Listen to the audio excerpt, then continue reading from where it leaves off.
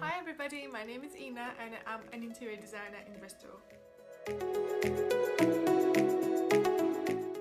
Today's Monday and in Designer's Tip video I will explain to you everything about colours and about colour schemes.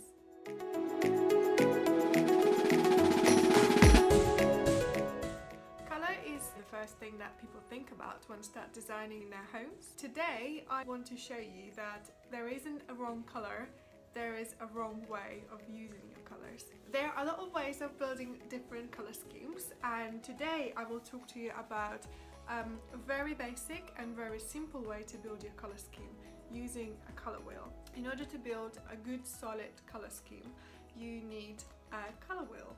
Colour wheel is something that every interior designer uses. It's basically used by artists, by graphic designers, by textile designers and all other trades that use colour. It is a really good way to know your colour, learn about your colour and play around with different combinations. Very important to know that there are only three main colours: red, yellow and blue. We've got red, blue, yellow. There are three secondary colours: green, orange, purple, some call violet. If you mix red and blue, you'll have violet, purple. If you mix red and yellow, you'll get orange. If you mix yellow and blue, you'll get green, and these are your secondary colours. Your tertiary colours are the ones that are mixed from primary and secondary colours: purple, red, purple, blue, teal, lime, orange, yellow, orange, red, and these are your tertiary colours. There are 10 formulas to build your colour schemes. When I show it to you, you'll see how easy it is. The first colour scheme is analogous or harmonious. This scheme uses two or three different colours that are neighbours on their colour wheel. These colours are naturally harmonious. The thing to remember using this colour scheme is that when you use cool colours, which are your blues and greens and even violets, then you would create a more relaxing and more calming environment. But if you're using warmer colours, which are your yellows and reds, then you would create more vibrant and stimulating environment. The next way to build your colour scheme is using complementary colours. Complementary colours are usually built from two colours from the wheel that are directly opposite each other on the wheel. If we are building our colour scheme with yellow, we're using yellow and blue. If we're building it with red, we're using red and green. If you're building it with a purple, we're using purple and lime, and these colours would go together. The only thing I would say about this scheme is do not use these two colours in exactly equal proportions. Use them in different proportions. Make sure that one of the colours is your main colour. You can also use saturated colours against muted colours, so this wouldn't be too bold, but if you do like bold, then you can go for full-on colour which is not saturated with black or white. The next scheme is double complementary. Two complementary pairs from the wheel anywhere. For example, blue and teal, and directly opposite them is orange yellow and orange. These would be the colours in your colour scheme. A good way to balance these colours is to pick a main colour, and as for the rest of colours, look for more subdued tints, slightly gentler shades. Another way to balance this combination is to use your main colour in one large area, and the rest of the colours could be a complementary accent colours. The next colour scheme, and my favourite, is split complementary. Split complementary is when we use one main colour and two colours that are adjacent to its complementary colour. It is very similar to a complementary colour scheme, but it's not as jarring.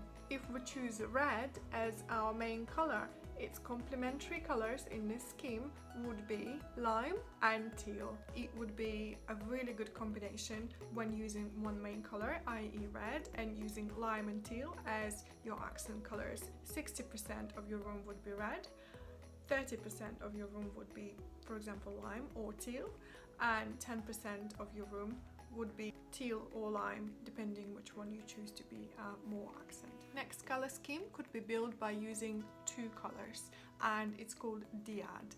Dyad is a color scheme that's built by using two colors that are spaced one color apart from each other. For example, if we want to work with red, we would choose orange. If we want to work with green, we would choose blue or even yellow. This harmony gives you a little bit more contrast, as these two colors are not directly next to each other.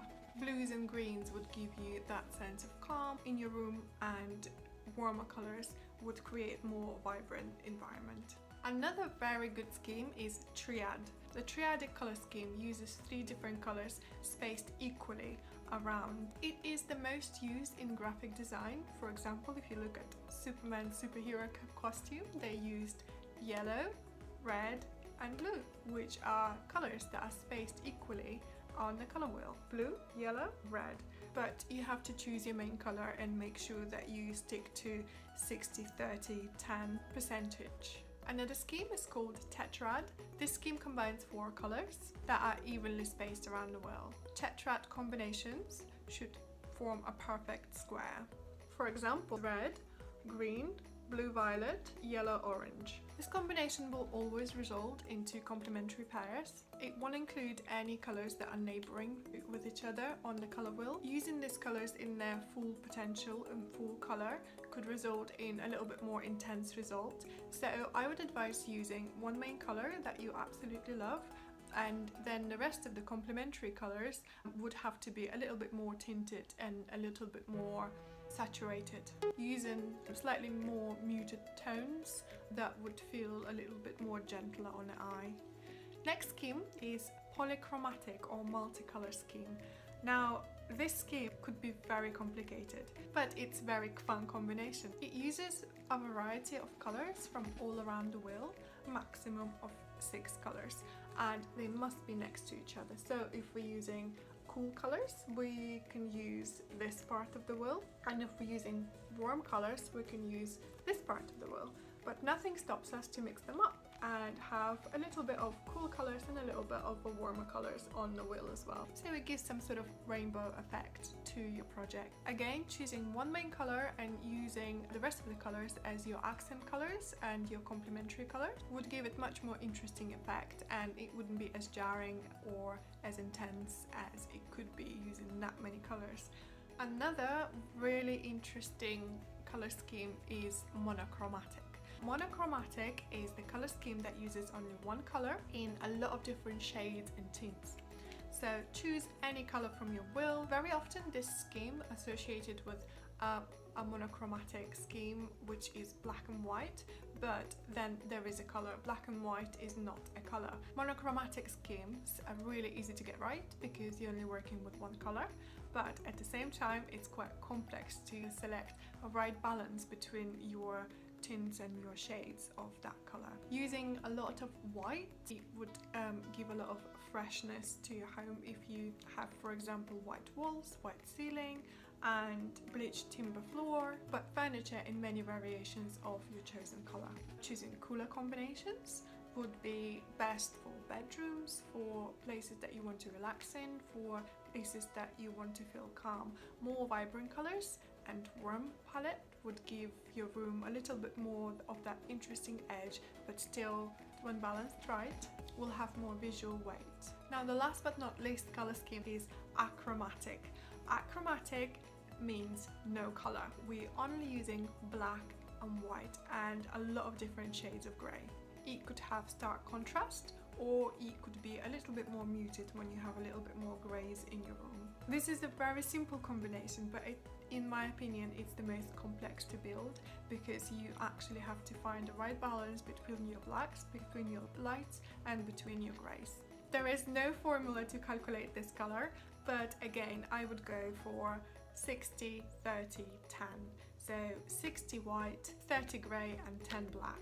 Now, say you found your favorite combination and this is what you want to use in each room, and perhaps you've chosen your favorite color, but how do you find the perfect shade for it? This little thing that all the designers use is really handy and it's really accessible to anyone. This is a grayscale and value founder. Put your smartphone in photograph mode and select black and white scale, then place your value finder over the item that you want to find out your grayscale for, and look at it as if you were taking a photograph of it, and then the most closest match would be your value. 1 is black and 10 is white, as simple as that. Anything in between is rated by number. If you are looking at paint, if you're looking at different materials, the place where you're buying it from would actually be able to select the right shade for you.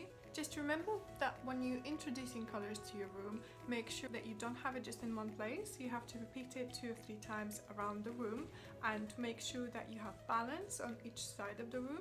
For example, you can't just have a blue chair and yellow chair on each side of the room. You have to make sure that you have that color present in both sides of the room to create that sort of balance. Using 60-30-10 rule it's going to be really helpful. Now, without using your color wheel, I do have another 2 ways of building a color scheme. One of them being is my own thing. I don't know if anybody else is doing it. I don't know if any other designer is doing it. But I ask my clients for their most favorite picture that makes them feel absolutely calm and that they absolutely love. Then I usually use Photoshop, where I zoom it to the point that you can see pixels. Then I screenshot each pixel from 3 or 4 different areas of that picture, and here's my color scheme. I've got these colors, I put them together and they 9 out of 10 look completely harmonious. So look in your wardrobe, try and see what color dominates in your wardrobe, and this is your starting point. Introduce it to your interior slowly, for example by buying a couple of scatter cushions, a couple of throws, or maybe a rug or a picture to hang on a wall, something that would give your room a little bit more of that color, and build it up from there. I actually wrote the whole color scheme guide and I will share it with you, so I'll put the link down below somewhere where you can download it from. It's absolutely free and it explains everything step by step of what I've just explained to you, and I hope this was really helpful. Also, I would like to tell you that I have these 2 available on my website. I'll put the link down below as well. I had a little question about one particular color, which was Farrow & number 19, which is absolutely gorgeous green color. With that particular color, I would go monochromic, and I would use just that color and add greens in different shades. You can also build it with a complementary color as well, but not as much, and having that beautiful green as your main color. Right, thanks so much for watching, and I'll see you next Monday when I talk about something else. So I'll see you next time. Have a lovely week.